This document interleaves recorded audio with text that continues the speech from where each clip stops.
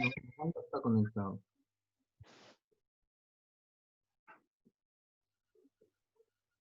Ah, bien, ahí está Ariel. Muteate.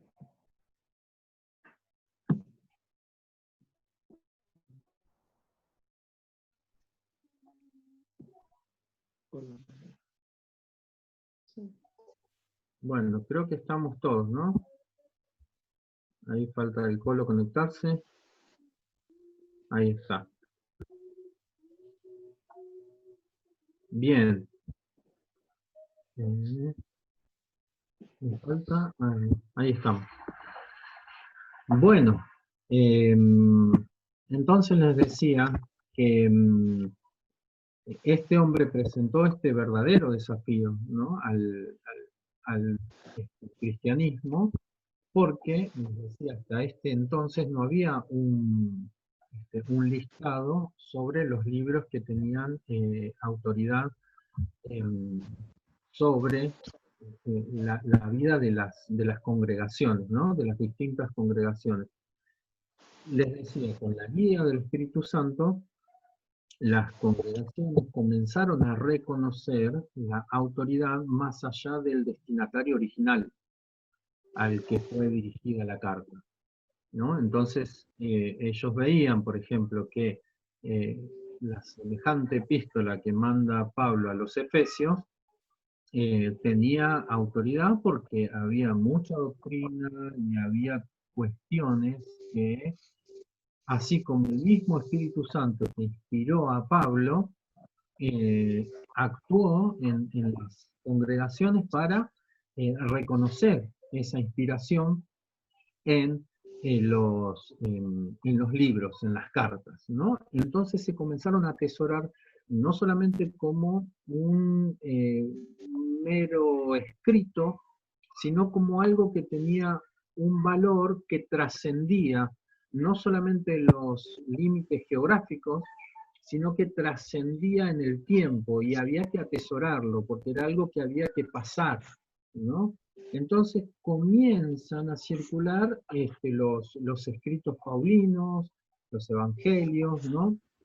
Son los escritos que fueron más rápidamente aceptados por las congregaciones. Hubo un intento por querer hacer una compilación de los 4 evangelios en uno solo, que no prosperó, ¿no? Cada región, digamos, de alguna manera estaba familiarizado con uno de los evangelios, si bien obviamente los aceptaba a los otros, pero el intento por unificar la historia en uno solo no prosperó. Y vamos a ver lo interesante de esto cuando hablemos de la naciente, por decirlo así, Iglesia Católica. Vamos a ver cómo esto se entrelaza con esa historia también. Entonces, como les decía, este hombre Marción plantea este desafío no solamente en cuestiones que tenían que ver con las cartas, sino también con la doctrina misma, porque el hecho de decir que el Dios del Antiguo Testamento era un Dios absolutamente impiadoso y que mandó, como decíamos, ¿no? Como que Osvaldo decía, claro, eran otras costumbres, era otro tiempo, o sea, estamos en otra etapa de la historia. Entonces, la respuesta de la Iglesia a este ataque, por un lado, es el canon, ¿no? El canon, como les decíamos, el canon viene de una palabra que significa vara, ¿no? Es una vara. ¿Vieron los albañiles cuando usan una vara recta que les sirve para medir y para tener una cierta guía? Yo en la albañilería no entiendo nada, pero sé que tiene... regla, ¿no? ¿Cómo? Una regla. Una regla, exacto, sí. Eso es lo que representa, ¿no? Una regla presenta una medida, el canon presenta, de alguna manera, o reúne las condiciones que tenía que tener un libro para ser aceptado, ¿no? Por un lado, era la apostolicidad, hemos mencionado, ¿no? Que vengan directamente de un apóstol, la uniformidad doctrinal, o sea, que no haya contradicción con la doctrina, y el uso justamente en las iglesias, ¿no? La aceptación que fue teniendo. Entonces, claro, de esta manera, no fue que uno se levantó un día y dijo, bueno, este sí entra, este no, este sí, este no. Fueron cumpliendo diferentes etapas, diferentes pasos, donde las congregaciones fueron de alguna manera reconociéndolos. Ya les digo, con la guía del Espíritu Santo. Y cuando hablamos de canon, hablamos de proceso. No es que, como les decía, de un día para otro, dijeron, bueno, ahora, a partir de ahora, estos son los libros. Hubo libros que tardaron más tiempo en ser aceptados, como por ejemplo la tercera epístola de Juan, el Apocalipsis, segunda de Pedro, ¿no? Fueron un poquito más discutidos, pero aceptados y reconocidos por todos, ¿no? Por toda la congregación de cristianos. Entonces, nosotros reconocemos estos 27 libros que tenemos ya desde casi el siglo II. Les mencionaba que este canon de Muratori está escrito es del año aproximadamente 170. O sea que es de este siglo, del siglo II, y ya ese listado tenía 22 libros de los 27 que nosotros hoy tenemos, ¿no? Como reconociendo la autoridad y uso en toda la comunidad cristiana. El otro ataque, ¿no? fuerte que tuvo la iglesia junto con Marción fueron los gnósticos. Los gnósticos, ¿alguien escuchó hablar de los gnósticos? ¿Tiene algún así como conocimiento, los sintió nombrar? Porque actualmente también hay gnósticos. Hay todavía, sí. Todavía quedan. Sí. Hernán, ¿querías decir algo? No, que sí los escuché nombrar y de hecho hay un libro que tengo que se llama El nacimiento de la nueva era, desde los gnósticos hasta este tiempo. Como que Claro. empieza ahí a nacer un poco ahí todo ese pensamiento. Sí, te soy sincero, o mejor dicho, les soy sincero, yo no conozco mucho de lo que es la nueva era, pero sí que escuché, ni tampoco lo leí, no escuché a una persona que hablaba, no me acuerdo si fue en un programa o en un documental o algo así, que ellos le llaman nueva era porque vamos a dejar atrás la era de Piscis. Claro. Y fíjense que Piscis es el pez y es el símbolo principal de los cristianos. Estuvo la era de Acuario, ahora la era de Piscis, se rige por el signo zodiacal, tiene que ver mucho con el panteísmo, con el sincretismo. Exactamente. Un ejemplo claro de la nueva era es Claudio María Domínguez, por ejemplo. Si uno lo escucha, totalmente. te das cuenta. Sí. Hay una mezcla, ¿no? Una mezcla bastante, bueno, justamente eso es el sincretismo, ¿no? Toman un poquito de acá, Sincretismo, claro. y lo presentan como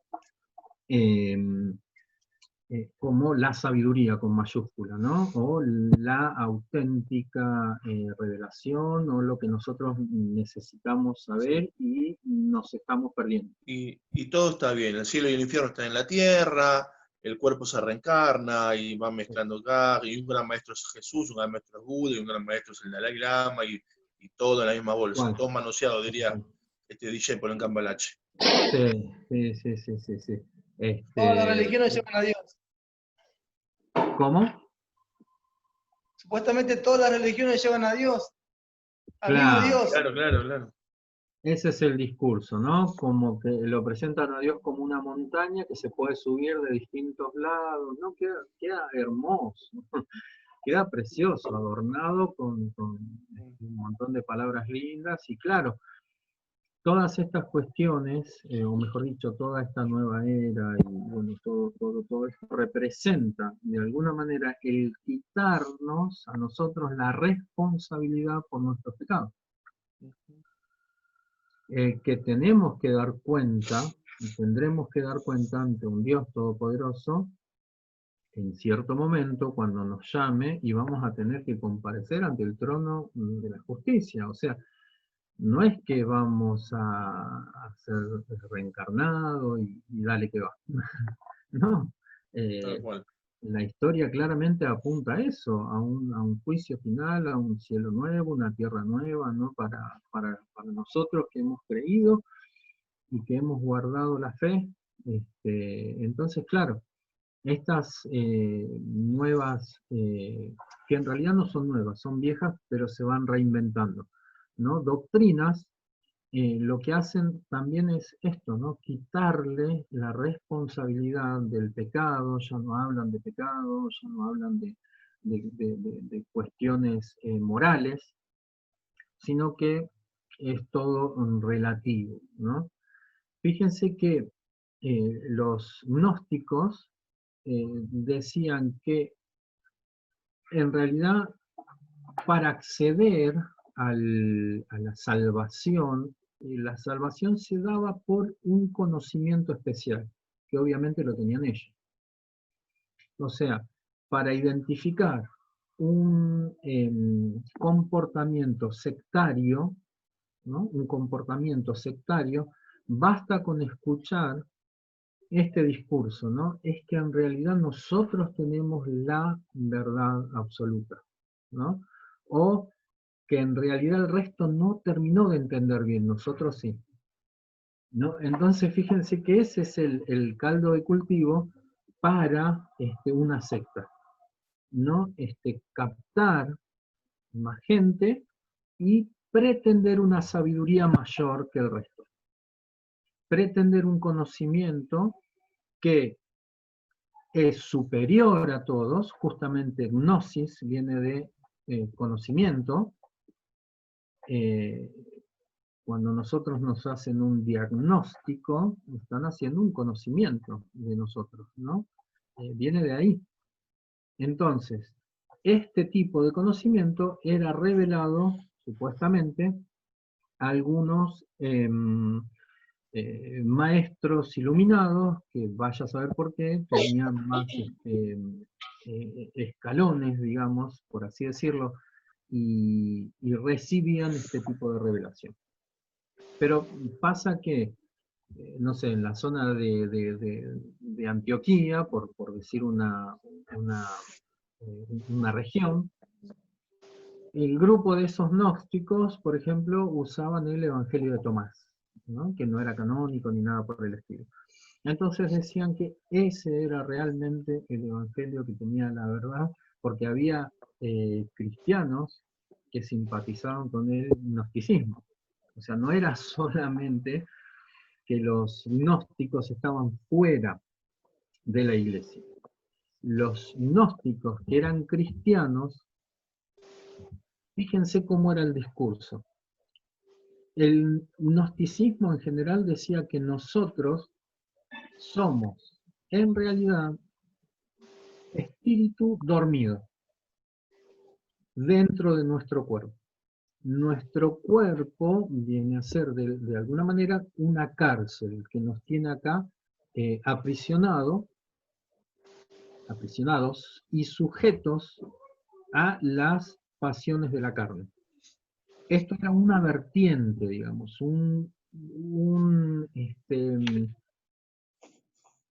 sí, se podría decir así, ¿no? Una vertiente de los gnósticos. Entonces ellos decían que la materia era mala, ¿no? Que la materia era mala, entonces había que abstenerse de cierto tipo de alimentos, que había que abstenerse de cierto tipo de costumbres, y los más extremos que había que castigar, ¿no? A la carne. Entonces fíjense que estaban los que agarraban el latiguito y empezaban a darse en el lomo, ¿no? Porque creían que la materia era mala. La materia era mala. Fíjense cómo va en contra, totalmente en contra de la doctrina del Antiguo Testamento, donde Dios se presenta como el creador de todo, y en el mismo Génesis dice, y vio Dios que todo lo que había creado era bueno. Totalmente en contra de esta doctrina, totalmente en contra. Entonces, claro, al presentar la maldad de la materia, ¿no? Ellos decían que el espíritu que estaba dormido, con este tipo de conocimiento de esta persona que era el iluminado, iba a despertar, porque guardaba cierta chispa de la divinidad todavía. Entonces, cuando era liberado por medio de ese conocimiento, accedía a en el griego se dice topos uranos, ¿no? El lugar del cielo. Topos viene de lugar, ¿no? Y uranos del cielo. Entonces, claro, las personas que eh, adherían a este tipo de conocimiento en general, le llamaban a este sistema de creencias, ¿saben cómo le llamaban en griego? Pleroma. La palabra griega para hablar de este tipo de creencias se llamaba pleroma. ¿Y saben qué significa en griego? Plenitud. Cuando Pablo le escribe a los colosenses, él dice que el pleroma de Dios habita en Jesucristo. La plenitud de Dios usa esta misma palabra que está usando ahí el gnosticismo incipiente para darle vuelta a la cuestión. Y dice que en él habita la plenitud de Dios. Y luego va a decir que la plenitud de Cristo es la iglesia. Es tremendo lo que dice Pablo. Nosotros somos la plenitud de Cristo. Y Cristo es la plenitud de la iglesia, aquel que todo lo llena en todo. O sea, no hay separación posible del cuerpo de Cristo y de la cabeza, que es Cristo. Esa plenitud solo se vive en la eclesía, porque la eclesía, la reunión de los hermanos, es la plenitud de Cristo. Entonces es imposible vivir la plenitud de Cristo separado del cuerpo. El diablo les hizo creer a muchos cristianos que se pueden congregar así virtualmente una vez cada tanto, y yo estoy bien con Dios, yo estoy re bien, pero con la iglesia no me llevo del todo bien, ¿sabes? Porque me lastimaron mucho y bueno, hay mucha gente que es careta y que hace cualquier cosa. Entonces, con Dios está todo bien, pero con la iglesia no.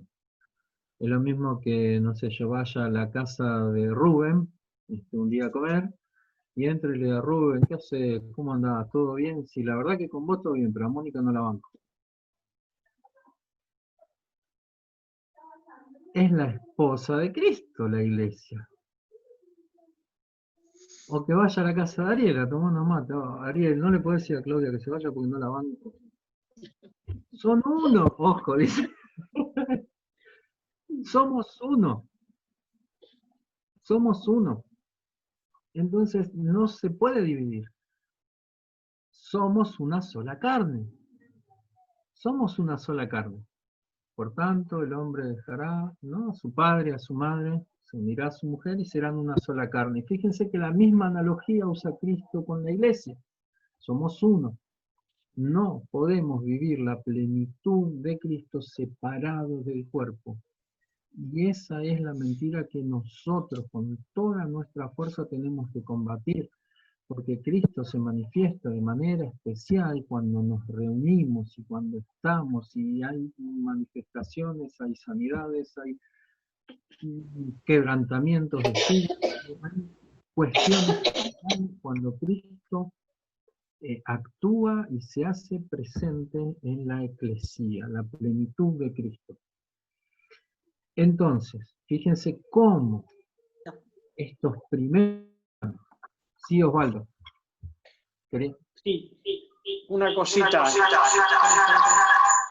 La centralidad de Jesucristo, el señorío de Jesucristo, la preeminencia que Pablo habla a los colosenses y en sus cartas del Señor Jesucristo, todo eso, el gnóstico no lo era una mezcla de una filosofía, Claro. ¿no? Había también mezcla de ritos mágicos, puede ser, y de también la veneración de cuerpos celestes, creo haber estudiado ese tema. Y a eso sí que es una linda mezcla, un lindo sincretismo que tenía, ¿no? Y Pablo tenía miedo de que se meta en el cristianismo de los de Colosas, de los colosenses. Claro. Y entre paréntesis, ahora estamos, creo, no sé cómo lo ves vos, ¿no? Creo que la sociedad actual está más inclinada hacia el agnóstico. O sea que nada que ver con el gnóstico, pero tampoco con el cristianismo, con la resurrección, con la palabra de Dios. O sea que el agnóstico dice que no nos da a nosotros la capacidad para poder llegar a afirmar si hay vida eterna o no, si hay resurrección o no. Él hace un poco, el agnóstico es la cómoda, y nosotros escuchamos a gente, intelectuales, todo. Yo soy agnóstico. Como el que y dice, hasta como que queda bien, ¿no? Está de moda eso. Cuando Sí. yo era adolescente estaba de moda, y más en la secundaria, ser ateo. Y ahora ser agnóstico parece como que viene a ser contrario también al gnosticismo, ¿no? Claro, claro. Tan detalladamente también. Sí, totalmente. Y fíjense cómo este tipo de conocimiento, ustedes ahora cuando lean la epístola a los colosenses, van a poder tener este filtro para leerla, ¿no? Y ustedes mismos se van a dar cuenta cómo van a detectar cómo Pablo está atacando. No es lo mismo tener, y con esto no estoy diciendo nada malo, ¿no? Una lectura simplemente ingenua, en el sentido de que uno desconoce todo lo que está atrás, ¿no? Entonces, cuando nosotros nos acercamos a la palabra, conociendo un poquito el contexto, le vamos a sacar aún mucha más riqueza. Entonces, claro, este tipo de sabiduría que se presentaba, ¿no? Como sabiduría, también captó adeptos dentro del cristianismo, porque los gnósticos cristianos, entre comillas, que es incompatible, ¿no? Pero los gnósticos cristianos decían que Jesús era el verdadero profeta que vino a despertar esa chispa del conocimiento que estaba en cada uno de nosotros. Pero se la fue revelando a los apóstoles, y esos apóstoles, algunos maestros tocados, ¿no? Una cosa que sonaba lindo. Por eso fíjense cómo la respuesta de la iglesia es el canon y también el credo. El credo era lo que se denominaba también, a ver si lo paso por acá, bueno, como les decía, ¿no? Ante el reto de Marción, la iglesia se vio obligada a compilar una lista, un grupo de libros sagrados. Esto fue un proceso que se llevó a cabo a lo largo de los años y derivó en lo que hoy conocemos como el canon. Y cuando hablamos del siglo II, cuando hablamos del credo, dice, ¿no? A mediados del siglo II apareció en Roma lo que se llamó símbolo. De esta manera los cristianos distinguían a los portadores de la doctrina de los apóstoles. Fíjense qué símbolo venía de la palabra. A ver, aguárdenme un segundito, que estoy. Ahora yo estoy. Ahora te estamos mirando. A ver, aguárdenme un segundo que no sé qué toqué, salí de Zoom, no puedo volver a entrar. Ahí está. Ustedes no estaban viendo la pantalla ahora, ¿no? No. Porque nunca la compartí. Aguárdenme un segundo. Claro, yo quedé con que estaban viendo la pantalla. A ver, aguárdenme un segundito. Voy a compartir pantalla. Ahora sí.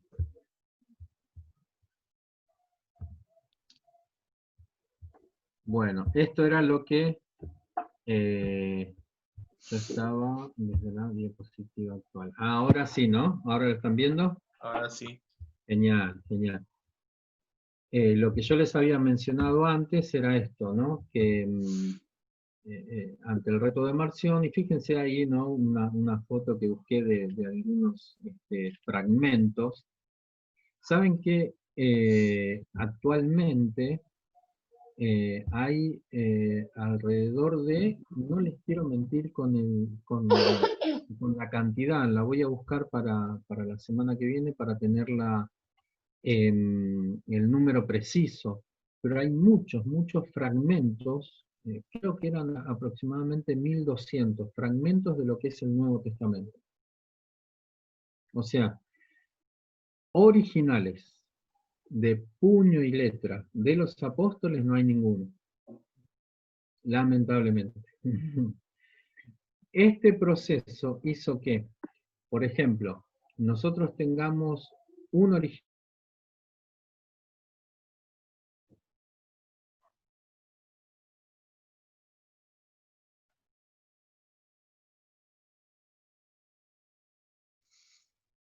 y las copias no eran iguales a las copias que se hacían en el Antiguo Testamento.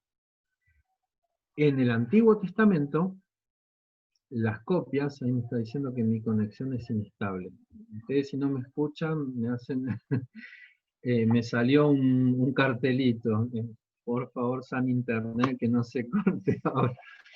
Les decía, claro, en el Antiguo Testamento tenían escribas, tenían gente que se dedicaba a copiar los libros, le pagaban, era un oficio, entonces tenían todos los recursos del templo para transcribir los libros, y con todo ese celo por la palabra que nosotros conocemos de los judíos, decían que antes de escribir el nombre, ¿no? el Yahvé, iban, se lavaban las manos, lo escribían, y ahí seguían, o sea, eran muy minuciosos con el tema de las letras.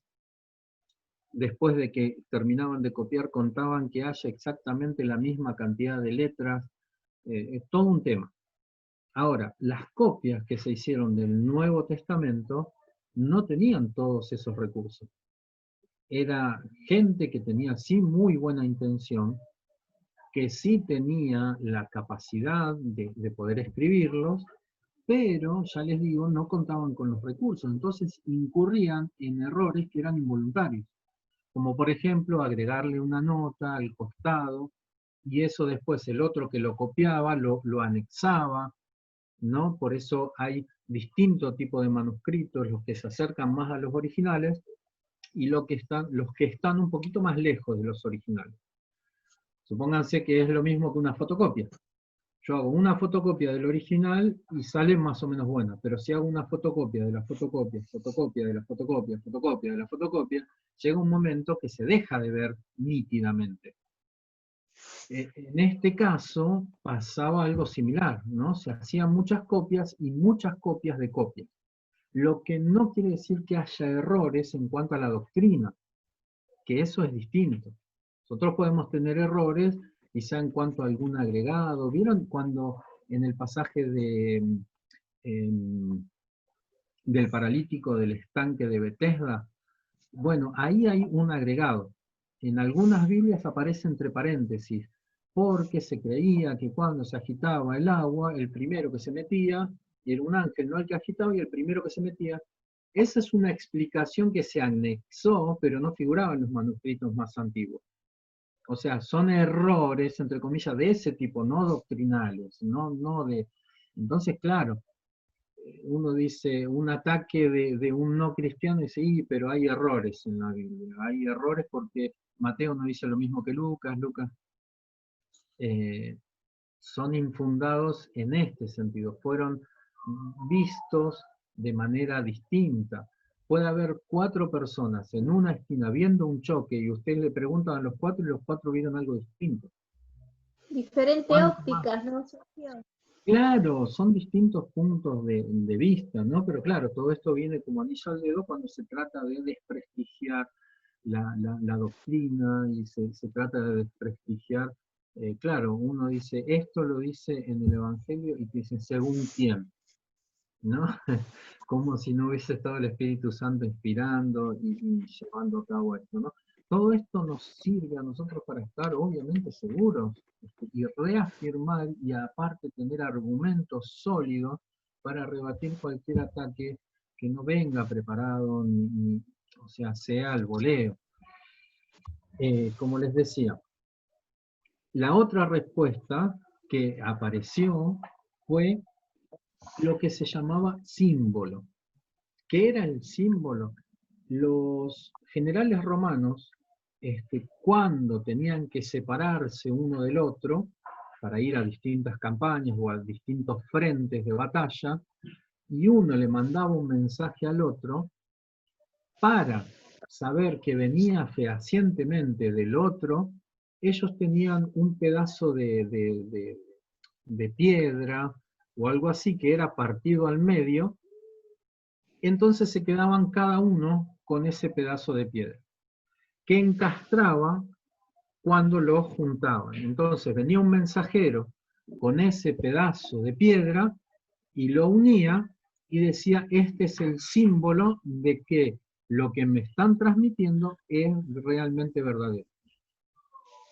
Entonces los cristianos comenzaron a tomar el bautismo, o como el acto del bautismo, donde se usaba este credo, ¿no?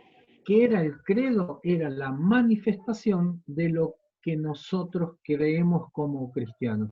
Que ahora lo vamos a ver.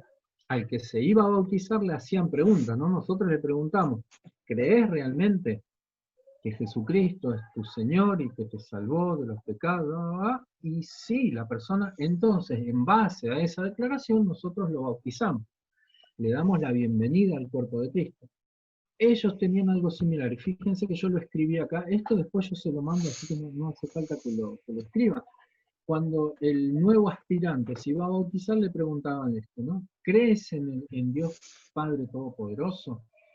¿Crees en Cristo Jesús, Hijo de Dios, que nació del Espíritu Santo y de María la Virgen, que fue crucificado en tiempos de Poncio Pilato y murió y se levantó de nuevo al tercer día, vivo de entre los muertos y ascendió al cielo y se sentó a la diestra del Padre y vendrá a juzgar a los vivos y a los muertos? ¿Crees en el Espíritu Santo, la Santa Iglesia y la resurrección? A ver, aguárdenme un segundito que acá... ¿crees que en el Espíritu Santo, la Santa Iglesia y la resurrección de la carne? Bueno, entonces si la persona contestaba afirmativamente a esto, era tenido en cuenta para el bautismo y para ingresar a la iglesia. Entonces fíjense que este credo fue tomando esa forma fija que vino a ser como un filtro para tamizar de alguna manera las doctrinas que atacaban al Dios del Antiguo Testamento, que era todopoderoso, que atacaban, no digo al Dios del Antiguo Testamento por Marción, no por nosotros, que decían que Jesús era el Hijo de Dios y que nació por obra del Espíritu Santo y de la Virgen María, ¿no? Todas estas cuestiones que fíjense que lo que están haciendo es reafirmar nuestra doctrina frente a las herejías. Por ejemplo, acá cuando dice que fue crucificado en tiempos de Poncio Pilato, y que nació de la Virgen María, o sea, están diciendo que vivió que fue una persona de carne y hueso, y no que apareció, ¿no? El docetismo decía que Jesús había aparecido, ¿no? Que era una aparición, ¿no? De ahí hay varias herejías que toman esto de distintas maneras, lo presentan, pero lo que hay detrás es esto, ¿no? Porque el docetismo viene de una palabra griega que significa aparecer, ¿no? Entonces algunos dicen que apareció siendo ya un hombre grande, ¿no? Y que todo lo otro fue una invención, ¿no? de los apóstoles. Esto, el credo que se usaba en el bautismo, fue, de alguna manera, el tamiz por donde pasar las enseñanzas que venían distorsionadas y que de alguna manera pretendían alejarnos de la fe verdadera. Creo que el credo justamente es en esto creo, ¿no? Que nosotros podemos creer obviamente en esto, afirmarlo, ver la profundidad de lo que tiene, ver las implicancias que esto tiene, ¿no? Este simple texto, que no tiene nada de simple, está diciendo mucho de nuestra doctrina, de nuestras raíces, de nuestro fundamento, ¿no? Nos hace pensar y repensar y nos viene bien darnos cuenta en que creemos en un Dios todopoderoso, en el Hijo de Dios, en Jesucristo, en el Espíritu Santo, en la reencarnación, que Él es la reencarnación, en la resurrección, y que Él se levantó vivo de entre los muertos y está sentado a la diestra del Padre. Y sé que faltan 2 minutitos, cualquier cosa, armamos una mazaril, así oramos.